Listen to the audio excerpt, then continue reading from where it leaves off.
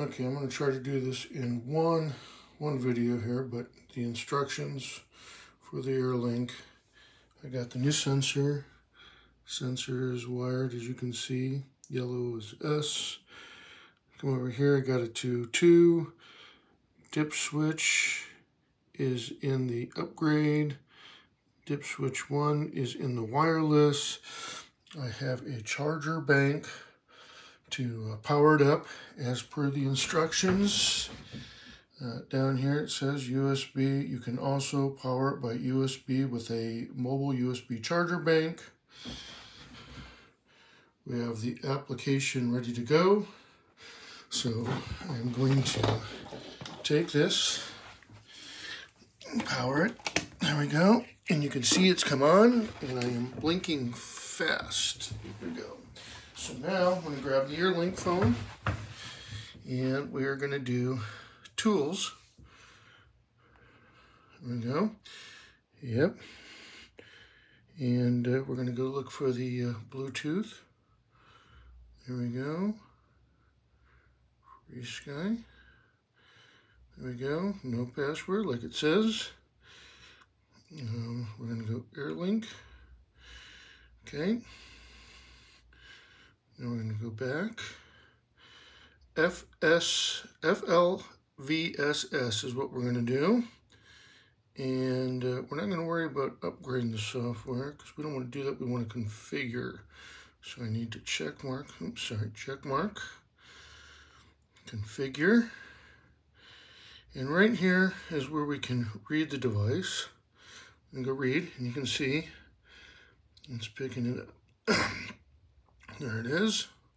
Read successfully. Physical ID, application ID, and dual rates. I want to change the physical ID because I want to use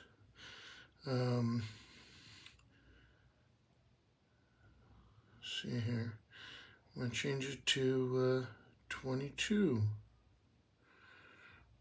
And maybe I'm doing this wrong. I don't know. I've tried changing the physical ID and I've tried changing the application ID.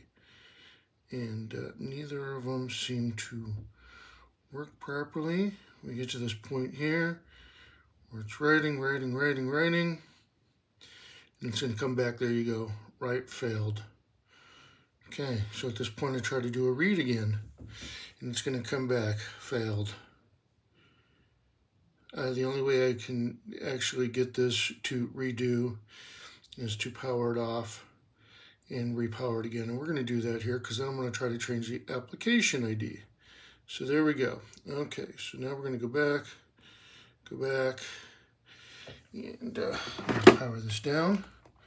Here we go. No power, everything's good. Go back here. We're connected, we're fast blinking again. We're going to go to tools.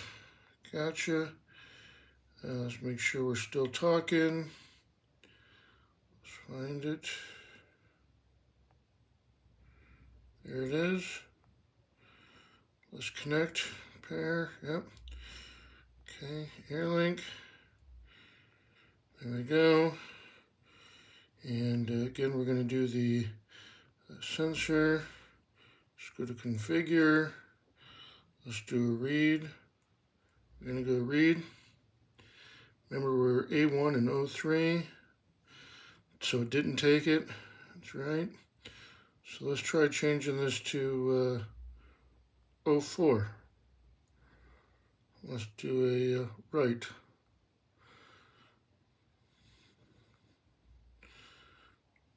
And there we go. We're writing. And it's going to fail again, too. So this is the problem that I'm having. I have it hooked up right. I have the DP into wireless. There it goes, see? And again, if I try to do a read, it's going to fail again. I have the sensor hooked in right. I have the DP2 set on upgrade. And no matter what I do, I cannot change the ID of this sensor. I need to run 2 of them off of the S-Bus, the smart port, because I got 2 6 batteries. Now with the old ones, I could do that. I could use the old channel changer, which was just a little device that would plug power to, plug it to the smart port of the sensor, and scroll to the number you want, hit, press the button, and it would change it. With these ones, I have no idea. Have not found a video that actually shows this doing this. Have not been able to find anybody to help me. So please, anybody that knows how to change this ID.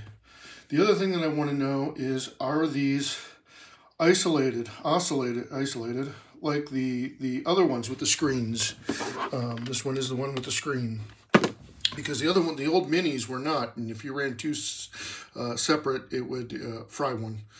So the ones with the screens, though, you could run 2 batteries off of the same smart port and it would not damage the device. So anyways, that's where I'm at. Anybody got any help? Appreciate it.